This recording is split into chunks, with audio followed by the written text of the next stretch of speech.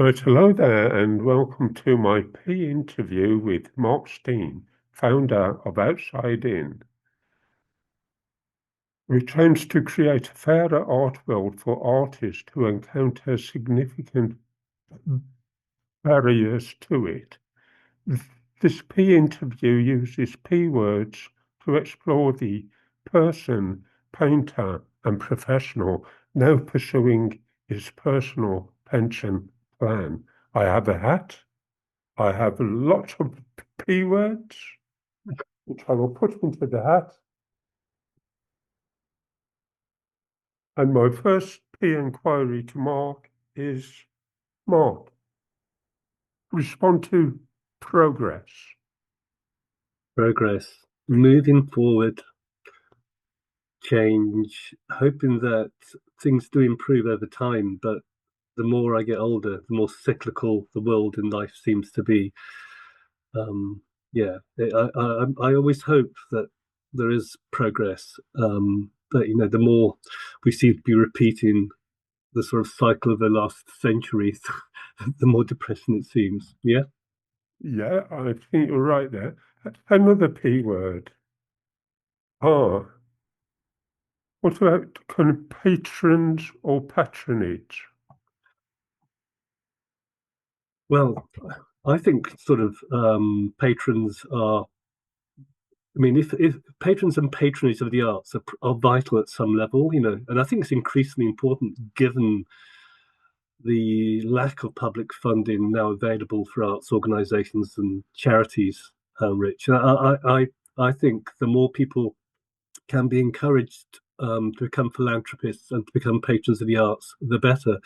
And the more they can actually move from conventional patronage to the more obvious arts organisations like the Royal Opera House and places that don't need it, they can look outside and realise there's a wider arts infrastructure that needs patronage, Richard. Yeah. Excellent. Next one. Can practice. Practice. Yeah. As in my own arts practice, or as in Yes, if you want to do that, yeah. yeah. It's interesting, sort of coming back to having myself as an artist come to the fore again, and a little bit having this sort of little bit of time away from my role already, and realizing how important arts practice is, or being creative is for me, and how much I've missed that, and how important it is to use our creativity for everybody, and that it's a sort of tool we have, but are sort of not encouraged to use or evolve or improve. I just think it's practice, being able to make art, is one of the fundamentals, and it is a primary form of communication in my eyes. So an arts practice is something I'm striving to return to. I'm hoping with my eyes open from the last sort of 20 years or so, or further, of work with artists who have worked in ways which have been so far removed from what a conventional arts practice would be. Sort of having gone to art school myself and realizing all the things you shouldn't be taught because they teach all the stuff that isn't really important. You realize that there's more than 1,000 ways to skin a cat, and there's more than countless ways to make art. So yeah, it's that interests me. Sorry, the P word went on a bit there, Rich. So yeah, That's okay. Always happy to hear you speak more. Oh, psychology. Psychology. In it's sort of, I mean, that's a tough one, Rich. Yeah. Spot psychology. So I've had my own experience around my own personal psychological issues and challenges. That makes sense. Psychology, it's not a word I really unpack for myself personally. But I think it's interesting to pick up on what we were talking about just in the last P word, about practice and how, our sort of subconscious or unconscious states, what we sort of hold but don't necessarily look at, but actually is there. I mean, our practice and our art can enable us to sort of, process and deal with stuff which isn't necessarily at hand or spoken or understood. And I think that's the value. And I think, psychological well-being, or, the ability to be well in that space, is vital. But I do think, that an arts practice does help with, that. Rich, yeah. You're making this hard, aren't you? Yeah, I completely agree with what you just said, Mark. I find in writing poetry, I Mm, find out more about myself. mm, And I'm able to explore my life experiences, mm, and I wouldn't can be able to do that mm, without a kind of practice to refer to. mm. It's true. It's true. And I think what I've realized for myself is that the ability to sort of, launch yourself into the process of creating, to do that in this sort of a clear-minded and is in as confident and trusting way as possible of yourself is sort of, vital for that to work. All those sort of doubts and questions and thoughts you've been sort of rendered with from, our education system about good art or bad art, or, you're rubbish at this, or all the stuff that can just impinge, which stops you from actually having that confidence in what it is you want to say, and to just know it'll be there and not even worry about it. Yeah, sorry. That's okay. Well done. This one's a friendlier word, and Hmm. I'm going to give you a choice. Paint, painter, painting. Painting and paint. I love, well, all those P words I love, but paint in itself, I absolutely love the sort of pigment, the oil, the sort of all the mediums that go with it. It's like a sort of incredible substance. And I love the fact that it's been around for so long, and it's made of the earth and the planet. I don't like all these artificial colours or acrylic paints. I'm much more old school, and I love, yeah, the sort of the body of it. When you look at a Titian painting, like, and it's like him using his hands, and it's the paint comes alive and something really different. And it lends itself to that sort of process that we were just talking about how to connect, for me as a visual artist, with that sort of more intuitive place that, enables you to create. So I mean, I think I'm feeling very privileged that I'm still around and able now to pick up a brush and paint again. So, yeah, I'm still kicking, so to speak. I'm pleased to I'm pleased to hear you're still ticking anyway, Mark. Kicking against the Uh, pricks. but Sorry. here's a hard word. Huh? Here's a harder word. Okay. Painting. Portal. Yeah. Maybe Threshold. outside in is a portal for something. I don't I mean, know. to me, yeah, that means a really good point, Rich, about it being a portal. I mean, one of the things that, which really struck me in the early days, and was sort of one of the things that um, drove me to sort of push it forward, was this idea of it being a portal, or like a chink of light in a sort of impervious and impenetrable art world. This idea that, there's hardly any opportunities for most artists, regardless of their barriers. But then if you have somebody who is facing additional life challenges, it's even further difficult, to even get on any rung of the ladder.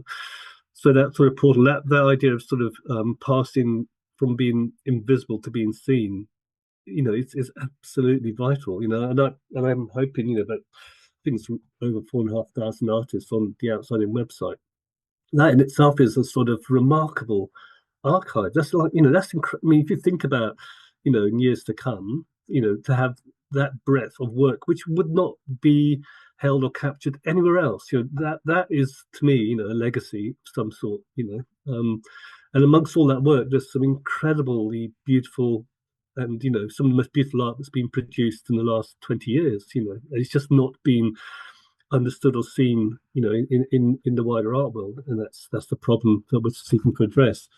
But I do think those sort of threshold spaces, that bit where people pass from one place to another, portals, transitions, are the fundamental. And I do think that um, being accepted, and being accepted on your own terms to be who you are, and to be exactly what it is you want to do, and to have no judgment on that is really important, and no value judgment either. So yeah, the portal, that's chink of light, that means to say get your work into Christie's, Rich, or to be on a screen and talk to other artists about your work, or all the things, that is really important. Yeah. Yes, thank you. What about performance art? Oh, performance art. So that's really interesting because last week I went to visit Kareen. Kareen's an outside-in artist who has recently been performing this wonderful performance piece from her bed. So Kareen doesn't leave her house, so she's been doing these sort of performances in gallery spaces from her bed, and I mean they're beautiful. I mean when you see the space it's made in, it's you can't quite believe the sort of the way they've created, her and her partner Steene have created this sort of wonderfully sophisticated performance, with a whole range of different techniques and means to convey a very personal message that Korean's seeking to impart. So, I mean, performance art, I mean, I mean, I think art can be absolutely anything. And I think it can be how you organize your mantelpiece, or how you dress in the morning. To me, that's like, whatever. And in some level, it's just about how you view that and how you approach it, which is important. So performance art, and what I've seen Kareen do, I really love. And there's been some wonderful dancers and people who've done performances with outside in. And for me, anything that is both personal and breaking boundaries fascinates me. I'm not really interested in conventional stuff. The more out there, the better. Right, here's a P word which I think the both of us could respond to. Okay, Uh, Play. hey, you go first. I'm sorry? I said you should go first, Rich. Oh, right. Well, I just think play is just a really important thing for an artist to do. Mm, Most of the time, I haven't got a clue what I'm up to. I just start with a piece of paper and a pen, yeah, and whatever comes out, and I don't force it. no, I make a lot of mistakes as well, yeah. which I think and it's I think an essential part of play. It is an essential part of play, and yes, it's and also to sort of, is there such a thing as a mistake, or is that just a judgment you're making on what you're doing? I mean, playing. I agree with you. I mean, I've I mean, what I have been doing in the last several years is doodling a lot, especially when I'm in a meeting which maybe going on too long, or I'm sat there.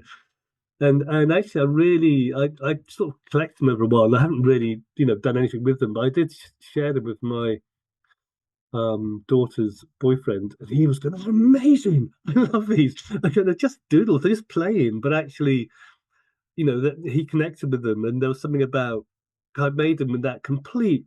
And they are, I mean, they're funny as well. Do you mean they like funny? They make me laugh. They are playing because they're like, funny characters or people or funny situations, and they just make me laugh. And I think laughter and playing and the ability to play Yeah, it's really important, isn't it, Rich? Really, you know. Yeah, I think we're sometimes too serious Mm, about ourselves as artists, uh, mm, too serious about our practice. mm. Our kind message is what we want to achieve. Uh, let's kind of let's kind of uh, let's kind of mess it up a bit, really. Messed it up. I mean, I was just reflecting back on when I first went to art college back in the day, and as a buff, and it was a time in the sort of late 70s, mid to late 70s, early 80s, and there's still a lot of conceptual art, a lot of very heavy stuff, not a lot of figurative work or anything very personal. and I just I wish I'd had more confidence at the time, but the pictures I was doing were very funny. They were really just like I remember, and I was just thinking of this painting I'd done, which is a very playful painting of this man a local villager, who used to, I was at Bath Academy of Art, which is in Corsham, which is a village in Wiltshire at the time. And Eddie used to go to the pubs, and he used to sit with me, and we'd drink of an evening, and he'd tell me all these funny stories, which are just hysterical. So I did like a portrait of him in a really sort of expressionist way. It's all about Mad Chicken Eddie, which he told me this story, which I'm not going to tell you about. And, and I was thinking that was brilliant. And now I'm thinking that would have, if only I had had the confidence to realize to carry on working like that at the time, and not my tutors going, "What the hell are you doing?" Yeah. Yeah. Right, so we're running out of time, Mark, so I'm going to give you a choice, potential or procedure, Potential, or procedure. yeah. I think potential. I mean, the potential has always been a really important word to me, and in that I've always hoped that in my life I've wanted to reflect and learn and to develop myself to achieve my potential, not in a sort of materialistic way of sort of gaining, lots of money or property or renown, none of that, but to be the best I can be from what I came from, which did leave lots of things which I can't escape. But I do think I've changed through that process, and I do think I've achieved more of my potential than I would have done if I hadn't been brave, Rich. Because I did have a not an easy childhood, and I didn't have any confidence as a younger man. And I see that in a lot of our artists as well. That it's so easy to have little or no confidence in yourself. But when you sort of look up and look around, and after going to art school and understanding the art world a bit more, you realize nothing um, is set. It's just a construct. I mean, the idea of good and bad art, or success, that almost doesn't really matter. It matters if that's what you want to achieve. But to me, that ability we were talking about being playful, with our arts practice, about evolving ourselves, and in a bit of whatever that is, we're moving on. And I think that sort of tiered journey that art is about how we enable our potential. Each poem you write, or each drawing you do, or each painting I do, it's just a rung on a ladder. It's just like it's not a be all or end all in itself, and you should just know that. You just put it, you just walk on top of it and move to the next one. And it's all about that. Potential is something I've strived for to achieve. Rich, yeah, Yeah, excellent. Okay, I've got another two words here. There you go. They're actually associated with each other. From people or yes, partners or yes. partners. People, people. I mean, partnerships and people. I mean, outside wouldn't have worked if it hadn't been about partnerships. Partnerships with, the artists, the arts organizations, the people, all those artists have sort of formed a partnership with outside in. But for me, the greatest reward is about people, and that connection, that human connection, like talking to you today, it's lifted my spirits massively, and seeing Corinne last week or visiting an artist. I mean, that was the tough part about the job when you sort of move up into being responsible for an organization. You have less of that connection, but brought you to do the work in the first place, to see the impact of it. You just get, a feedback form, or an evaluation summary, but it's the people that really matter. So yeah, I mean, partnerships, I think I hope that I try to treat everybody the same, and I think that idea of being non-judgmental and open and having the same conversation I'd have whoever I'm speaking to, I wouldn't change it. I think that's something I've strived for. So people, my children describe me, Rich, as a social introvert in that I love people, but I also just need to be on my own as well. But I'm people see me as very, open and friendly, but Yeah. I do need to be by myself as well. Yeah. Yeah, of course, we all have to have our moments Yeah. of solitude. Another multiple choice. Like poetry or policy. Oh, dear me. Poetry. What about you? Poetry. I mean, I wish I was a poet. I wish. I mean, I love writing, so I tend to write these sort of small, just things. They're not. I just consider I don't stuff, but they're just things I write. I've collected loads of them. Like, you know that book by the poet, like the Book of Disquiet by Pessoa. Do you know that book, Rich? The Book of Disquiet. No, I don't know it, Mark. It's okay. He is a poet, a Portuguese poet, who just written down all these sort of random insights and little bits of writing and poetry, which was all discovered on his death in a big sort of briefcase, and it had no structure to it. It was just, but they've been put together in various ways as the Book of Disquiet, and I'm trying to form my own Book of Disquiet, which is a collection of sort of writings and insights and thoughts, which at some point somebody might, if they should so wish or be interested in doing, put it together to share with the wider world. I love the idea of the Book of Disquiet. I mean, one of the things I always remember in he wrote was, if the heart could think, it would stop beating. Yeah. So talking about the art, I've got 2 words left, and I'd like you to respond to both of them. The first one is compassion, and the second one is peace. Peace and passion. Peace. It's hard to be at peace, isn't it? I think, especially in our world, but it's something I strive for, but I don't always find.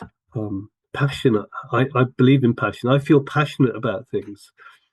I feel very passionate about, and I did, but outside in, trying to correct an injustice. That I felt passionately about that because of my experience of seeing people not being treated fairly or equally.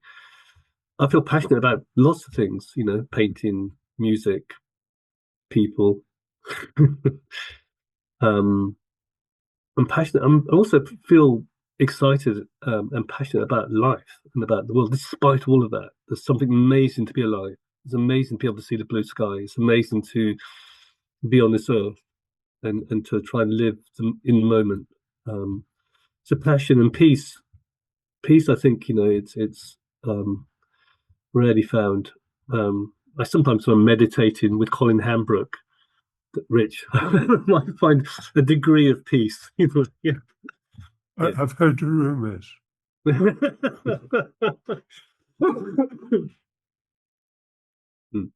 Mark, it has been lovely speaking to you, as always. Uh, the interview's coming to an end. I hope that we'll stay in touch Of course. and continue to practice our art. My program is telling me we're running out of time. Okay. Bless you for being with us, and thank you for being, when I put you on the spot and asked you to speak, that you've spoken so eloquently about yourself and your poetry and your and your work. I'm really proud to have got to know you and all the other artists, and I will be in touch. And we'll see each other again, Rich. Yeah. Thank you for this. It's been fun. Okay. Excellent. That's what I wanted, Mark. Yeah. Thank you.